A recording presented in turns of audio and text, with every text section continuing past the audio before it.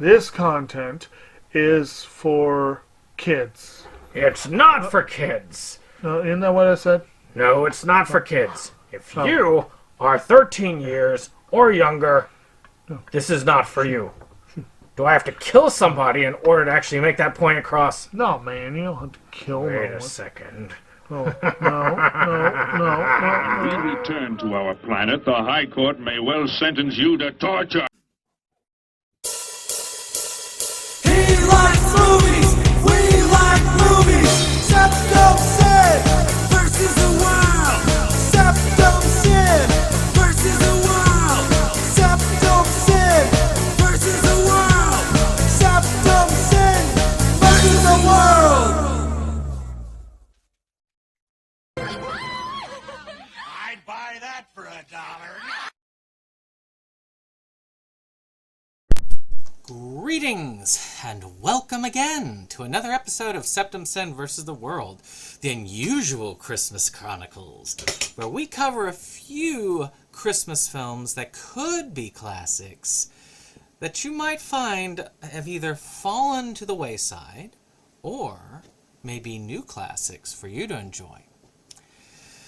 So today, we're actually going to be covering the film A Meowy Christmas Vacation. We're going to be doing that follow-up to A Meowy Christmas by Steve Ruzinski over on silverspotlightfilms.com.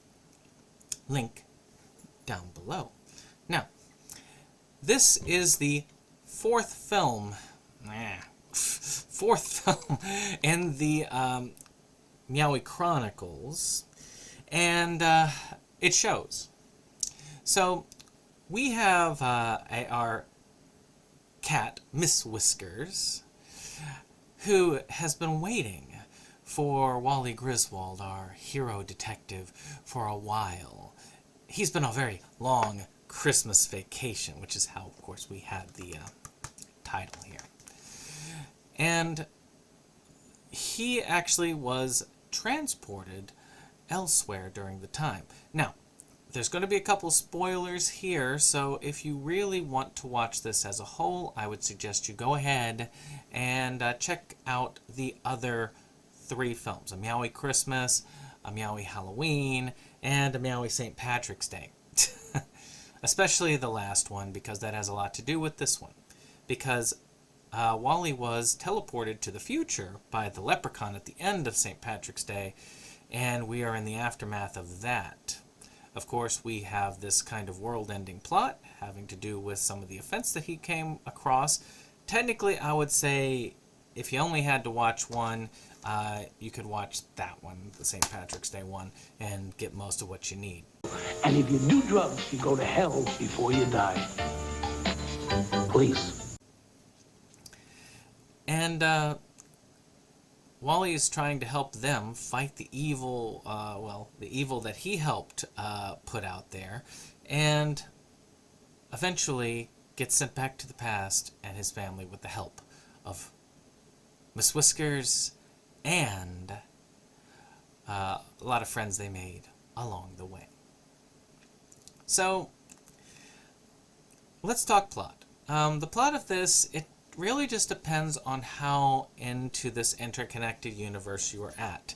Whereas A Meowy Christmas is definitely a good standalone film. It just holds up on its own. You don't need to watch anything else, it's done. To really understand A Meowy Christmas Vacation, you need to have seen some of the other stuff. I've seen all four movies, I had the basic idea of what was going on, I'm fine with it. But you might not, and this could be a problem. So I would recommend watching those first. Now, if you don't want to have to go through all this, I would definitely recommend you not, because I don't think this is good as an on its own feature. Now, some of the good writing is involved in this. There are still Easter eggs, which you can find. Brother! And at the end of the day, I really do think that they write a good story.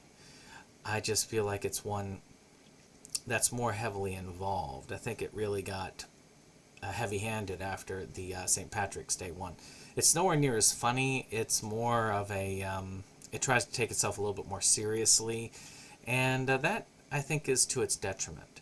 Still, it is a very good film. I think that the Meowy Chronicles is great overall. I just feel like if you want to take this in, you need to get all the films, especially those last two. So let's talk about acting. I think acting has actually shot up in improvement. I think that they're doing better. There's a lot of fun stuff in it. I think that the wrestling scene at the end involved a lot of good acting. I think overall it really was a fun and entertaining film to watch. I think the actors did a great job pulling it together, pushing things until they really fit into a nice, neat bow. Now, let's talk about the production design. I think they really worked harder there. The wrestling scene at the end, they really did a lot of good choreography there. I thought that it was very good. Definitely had a professional wrestling vibe. I think that it was well worth checking out, especially if you like wrestling and you like Christmas and you like cats.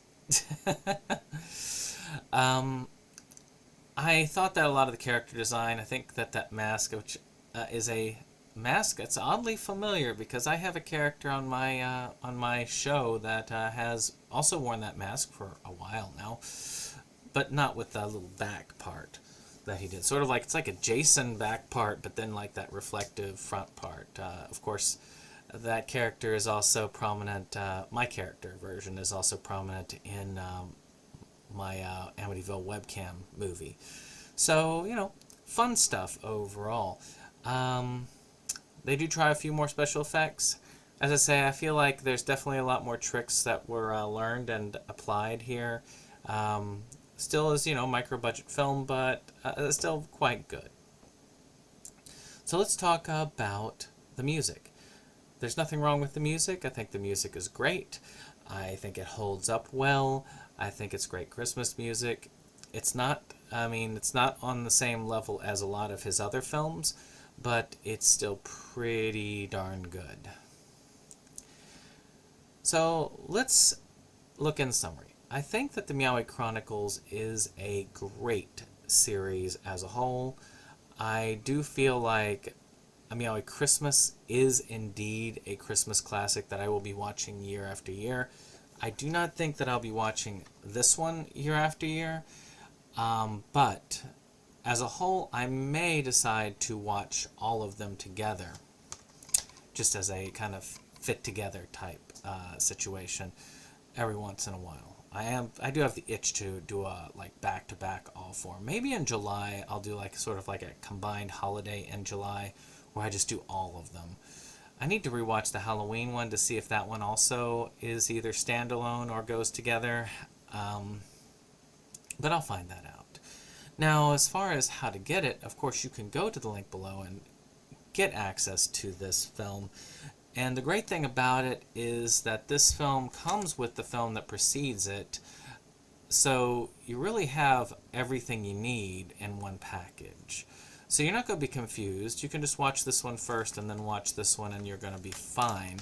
Now, what I would do is I would go ahead and get this one as well, and then, you've got all four of the Meowy Chronicles right there, and you're all good. But that's my suggestion. Personally, I really do think that this is fun. I hope people don't think I'm really downing it too much. But in my opinion, a low-rated Steve Rudzinski film is more along the lines of like a 6 out of 10. I think that's really the lowest I would go out of it. And they usually rank at least 7 or 8 in my opinion. They're all really good. So check it out. If you haven't watched any of them before, still check it out. With that being said, I hope you've enjoyed this. Hit that like button, hit that subscribe, and share. And we'll see you on the next.